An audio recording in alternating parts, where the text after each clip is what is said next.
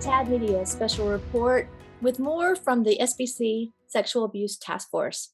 I'm your host, Jennifer Rash. Joining me today are cast members, South Carolina Pastor Marshall Blalock and Texas Pastor Andrew Hébert. Thank you both for joining us. Thanks for having us. Okay, we understand there are new recommendations or tweaks to the existing recommendations.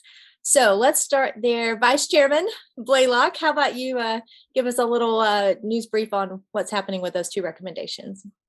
So a week ago, we put out our recommendations to help move the ball forward here for us. And we had lots of input from different sources in different places, and input about some concerns that were out there among Southern Baptists in general, and then some specific concerns about polity and these kind of things. And so we spent the last week working through, thinking through. We've met with all the entity heads, we've met with other pastors, we've met with state leaders. We have had conversations with folks that are state task force members, state executives. We've had lots of conversations with each other. And we knew right off the bat that there were some things that we needed to make sure we had where we were getting things in the right order, right time, right place.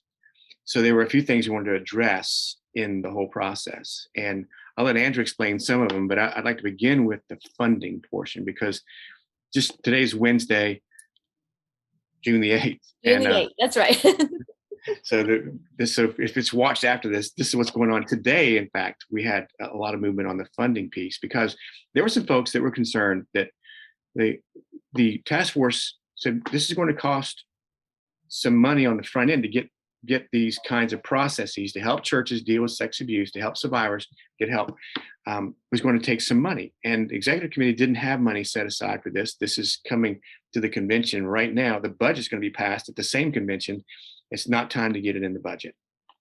And so the executive committee was trying to help us, and the executive committee, in their best effort, said, well, let's see if we can't designate a portion of the overage that may come in at the end of the fiscal year toward this project. And it was a good step, a good, well-meaning step, but there were a lot of concerns about whether that might be something that sort of changes the meaning and funding of CP giving. And there were some questions about that. And so we met with executive committee leadership, we met with entity leadership, and there was a collaboration of thought and mind that has taken several days to get through. And I've got to tell you, I've never been up close at meetings where it was like this, where we had all these entity leaders together, and it was like sausage making, because it wasn't simple.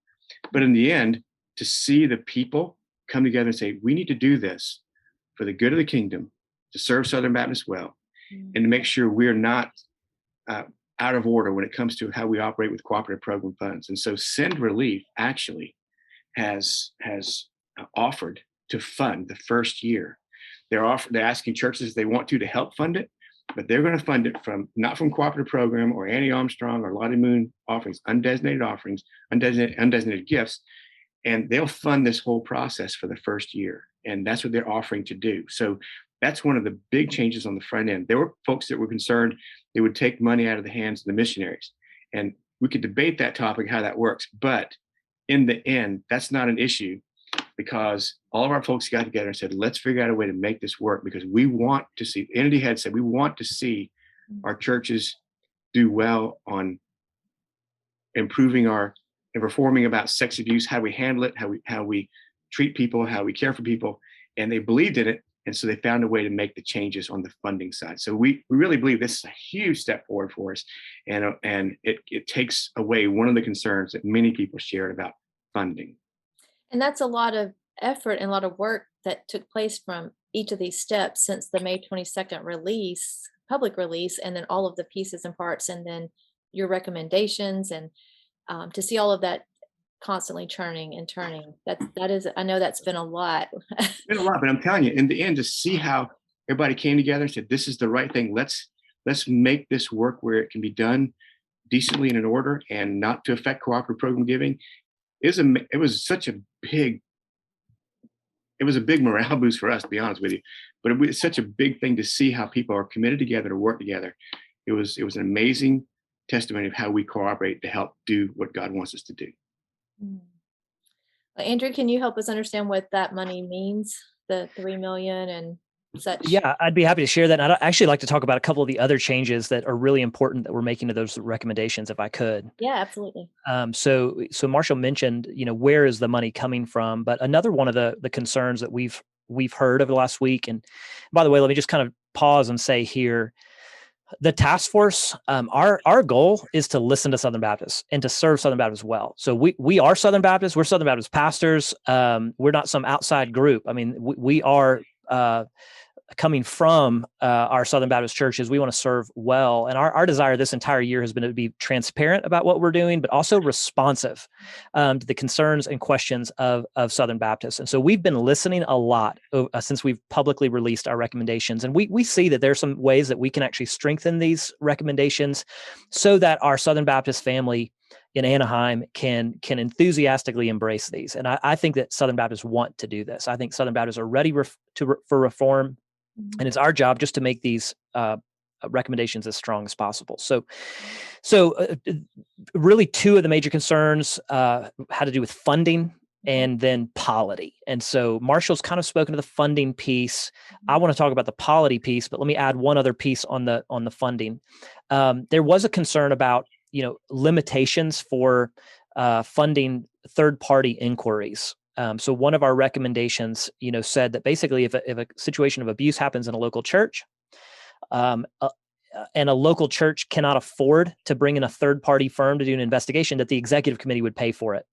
Mm-hmm. And so we've actually changed that. Our revised recommendation is moving to more of a grant-based system, so that we have a set budget every year where there's an amount of money that Southern Baptists agree can be used for these third-party inquiries. Mm-hmm. And churches, if they can't afford to do this, a local church, let's say they want to investigate, they want to bring in a group from the outside to help them work through what happened, but they just can't afford it.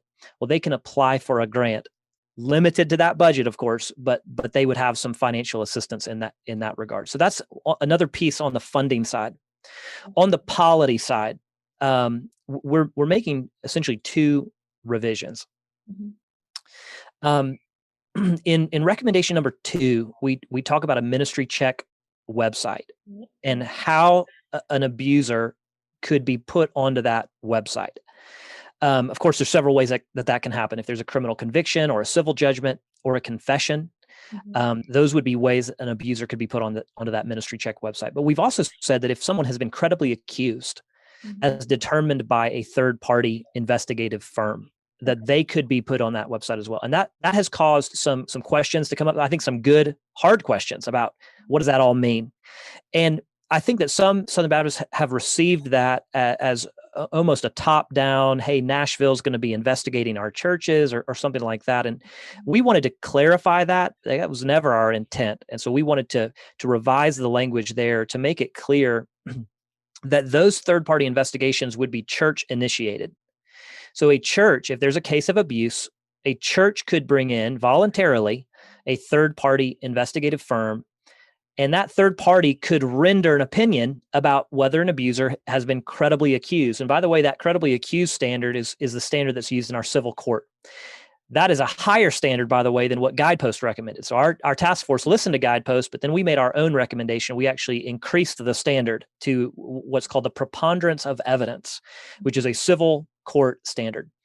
A third party would come in and determine that. And if that third party rendered that opinion that here is someone who is credibly accused, they would submit that name to the Ministry Check website, mm-hmm. which is administered by another third party. Right. That would look at all the evidence, look at all the material to make sure that it actually meets the standard of the preponderance of evidence. And then because that church voluntarily submitted that name and it was a credible accusation, that person could be put onto that website. Now, that is a church-centric model. No one is forcing that on the church. This is not top down. This is bottom up. And what we're hoping, we're asking churches is to do this. If there is an abuser, a case of abuse, take advantage of this. Communicate with one another. That's really the purpose of this website, is a communication tool from church to church, churches helping churches to Mhm. protect those who are in the flock. That's a huge shift, and that will be one of the major revisions that we put in the recommendations that will be released. The final one, Mhm. Jennifer, has to do with, okay, what if a church, there's a case of abuse and a church just refuses to deal with it or covers it up or is mishandling something? Well, what recourse does a survivor have, a survivor of abuse? Is there any appeal or recourse for a survivor if a church just flat out refuses to cooperate? And there is, and we're making that language clear in recommendation number 1, that if a church refuses to cooperate with an inquiry into abuse, that survivor can essentially refer that church to the Credentials Committee, and this could be considered grounds for a recommendation for disfellowship. Okay. So that's perfectly in keeping with our polity. Our Article 3 of the SBC Constitution already states that one of the standards for being a church in good standing, a cooperating church in the SBC, is that you have to abide by SBC policy on sex abuse. This is giving some clear parameters for what that means. We're not just talking about a church that has a known abuser in the pulpit and they're refusing to remove that abuser. We're also saying, actually, if a church is covering up, if a church won't even cooperate, Credentials Committee will perform an inquiry and assessment of that church. Depending on the circumstances, that may be grounds for a recommendation to disfellowship that church. So would that be a case where the survivor or another church that knows about it could approach the Credentials Committee? That's exactly right. How that would work? And then that committee would do its own work to figure out. That's right. And the Credentials Committee would have the option actually to use a third-party firm themselves, because the reality is Credentials Committee members, they're like me and Marshall. We're Southern Baptist pastors. We're not, Credentials Committee is made up of Southern Baptists as well. They may need the help of a third party to try to figure out what has gone on with this church. They'll also rely on the local association, and they'll do their due diligence just to make sure, that they have fully assessed the situation to see what's happening in that church. So there can be the confidence that a false accusation that might come through uh, wouldn't necessarily slip through easily. It would have to go through all of the vetting. That's exactly right. And that's true with the Credentials Committee process. If a survivor refers a church to the Credentials Committee, there's a process for that as well. So even if there was a false accusation of a church, there would be a process for that. But also on this Ministry Check website, there are multiple levels of assessment, of review. These third-party investigative firms have licensing issues, ethical and legal standards that they have to meet. And there's actually a couple of different layers that would have to happen before a name could be put on that website. And there would be an appeals process. So if there was a false accusation or a pastor or leader felt like their name was wrongly listed on the website, there would be a process of appeal. Okay. All right. So lots of things. Let me just summarize really quickly. There's 2 recommendations coming from the task force. Out of all of that happened with the investigation, out of those 2 recommendations, they'll be in the form of motions. What has been reported is now being tweaked, and the new wording is out now. And what we just talked about, dealing with polity, dealing with funding, making it clear what happens if a church does not cooperate, how that connects to the Credentials Committee. With all of that happening, okay, and then the sin relief aspect of the funding, taking the pressure off of cooperative program dollars, and that funding is to help implement these recommendations that are about to come into play, which would require staff members and this website and all the different parts and pieces. What happens after year 1 with the funding when sin relief money is gone?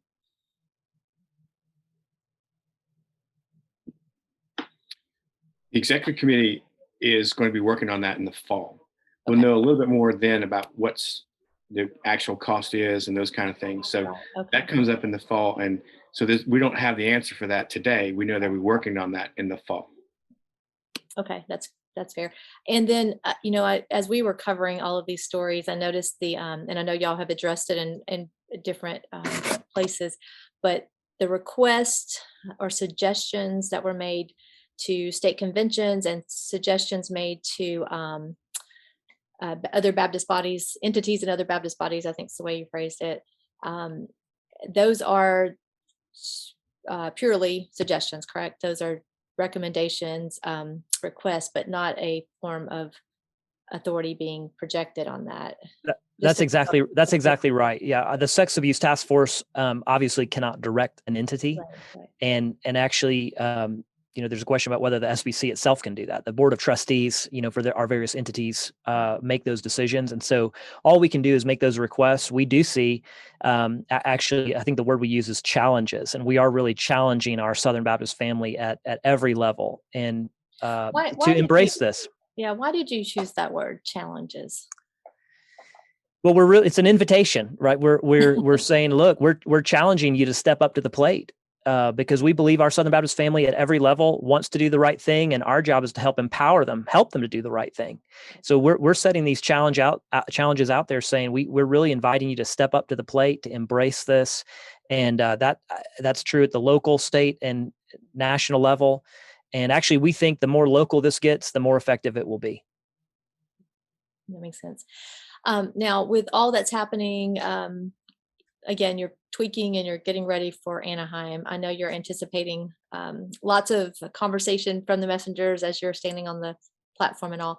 But with the latest controversy coming out from Guidepost, with their tweet related to their advocacy for, I guess, coming out of Pride Month, what kind of feedback are you getting, and how are you handling that? What's your, I saw your response, Marshall. Talk to us a little bit about that. A couple things about that. One, let's go back to when we hired Guidepost to start with. We chose them to do this project. Yeah. When we first got together, one of the first jobs we had to do as a task force was to select a firm that could actually do what the convention asked us to do. Right. And so we put out what's called a request for proposal, RFP. Mm-hmm. And we invited any company in the world to offer a proposal. We had a few companies that responded. And when we outlined exactly what was required, time-wise, we had basically 8 months to do this whole investigation. We had to cover 20 years, had to cover hundreds of employees. And in the end, we learned 5 terabytes of information. And I don't know what a terabyte is, but it's a lot, right? It is a lot, yes. And so most of the firms who even had interest in this, when they found out what was involved, said, we can't do this. Wow. There were only a couple that had the capacity to do it. Mm-hmm. There were no so-called Christian firms that could do it. Right. But we looked at Guidepost and we saw what they had done. They had helped multiple Christian organizations, multiple churches, mm-hmm. other entities in the Southern Baptist Convention. They've helped a lot of folks do these kinds of assessments and reports, these kind of things. And when they came and met with us, they actually understood what we were about as Southern Baptists. And they actually assigned to us people on their staff who were either Baptist, Christian. They understood this is what we're after. And in fact, we had an interview even with one of their subcontractors, a law group out of Chattanooga, and they were all Southern Baptist church members in their home church there in Chattanooga. And it was very convincing. These were folks that cared about the gospel, they cared about the kingdom, they cared about survivors, they cared about what we're trying to do, and they were invested in our goal. And so, yes, they're a secular company, they're a multinational company. They don't hold to our worldview as a company, but the people they assigned to us were folks who we believed would do a good job. Our experience with them has been they did a credible job. They've done what we asked them to do, and they've handed it off to us now. And it's now in our hands to do whatever we say we want to do with it. And the recommendations we're making now are informed by their report, but they're from the task force, Southern Baptist people that are trying to work through the polity and all these things. So we believe we've got a good report. Now, were we disappointed when they had an auto-generated Pride Month tweet that came out Monday? Today's Wednesday, Monday, the Monday before the next week of the convention starting. We were actually in a meeting when we got our phones blowing up with people sending us the tweet. I can imagine. It was disappointing, to say the least.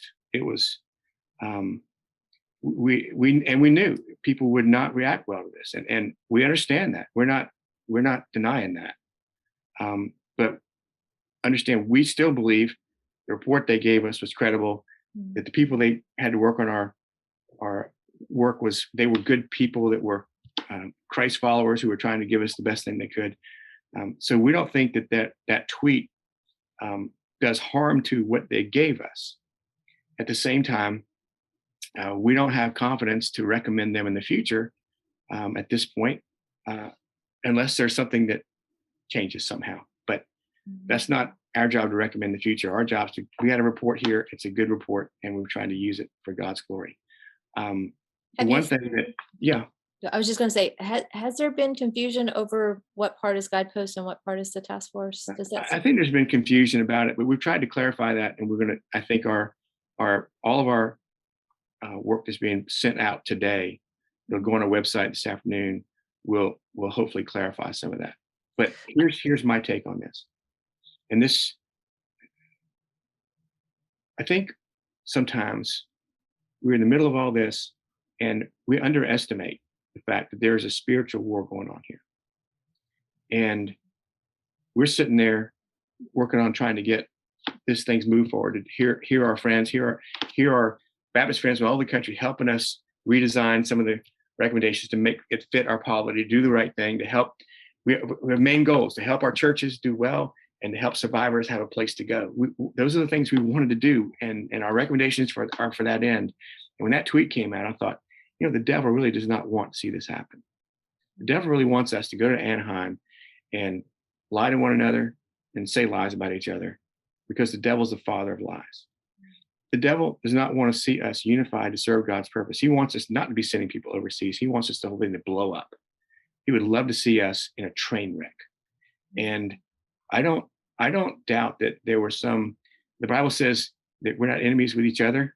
The real enemy, prince and power of the air, those are the ones.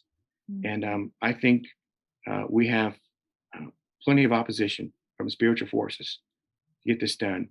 And were we disappointed? Yes, but I still believe that God wants us to be able to work together to do the right thing, regardless of what Guidepost did in their tweet last week. Jennifer, could I add one thing on that point? And that is just to say, under recommendation number 1, our first motion is to establish an abuse reform implementation task force.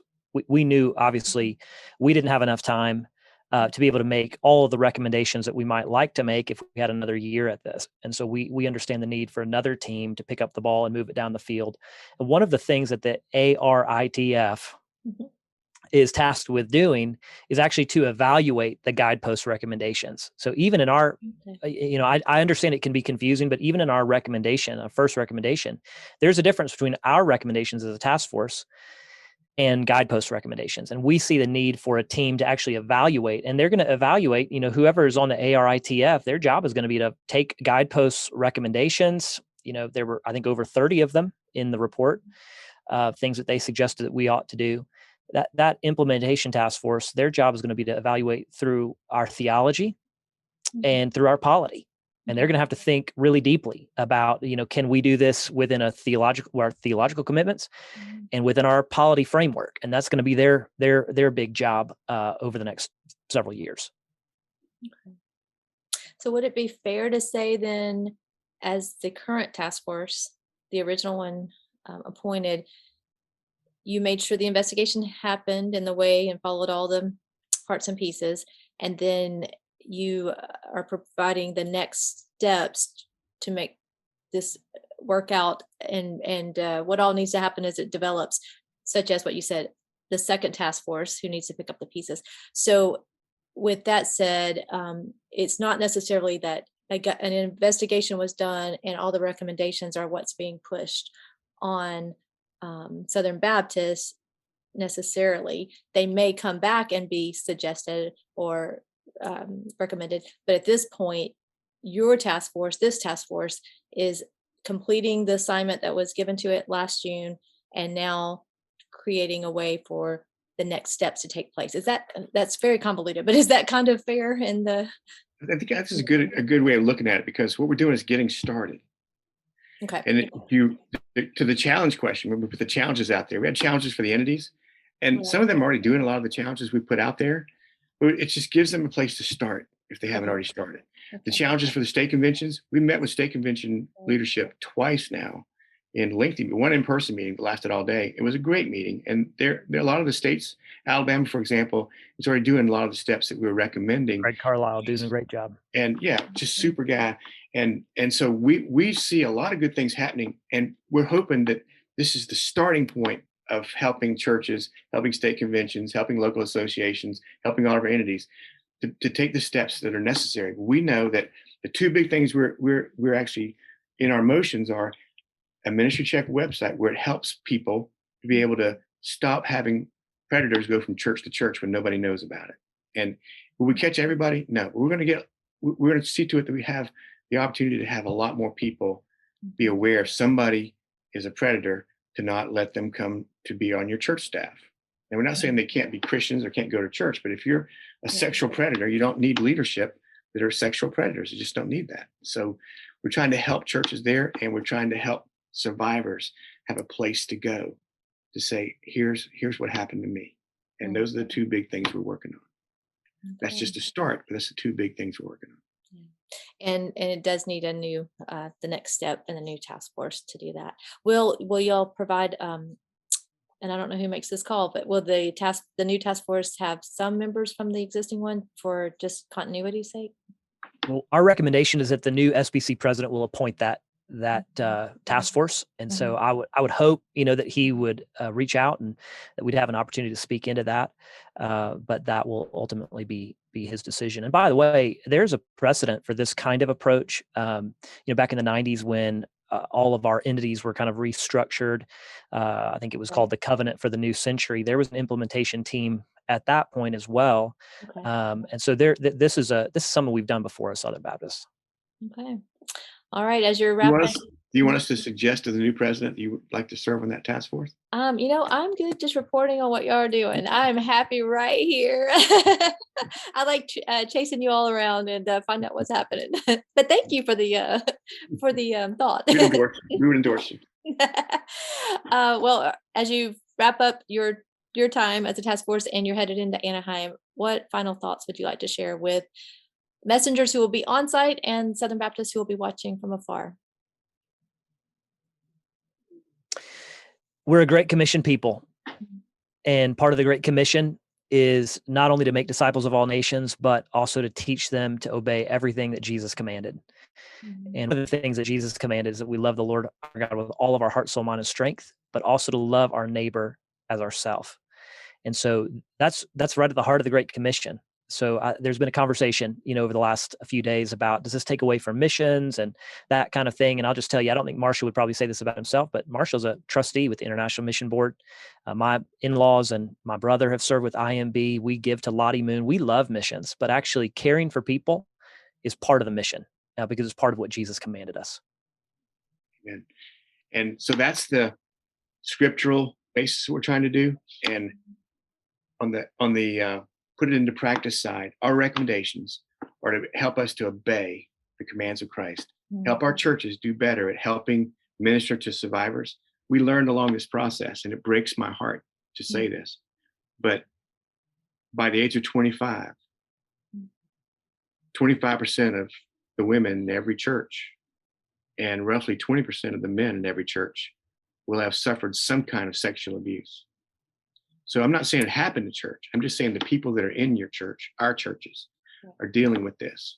We've got to be able to have the right spirit and heart to help minister to people that have been abused sexually. And so we're hoping to put into place a way that churches can be helped to do this. And these recommendations are for that purpose, to help people and to help pastors, help churches minister to people, help pastors and churches protect their people from predators, and then to help pastors and churches to rightly deal with it when it does come up, because sadly, it will.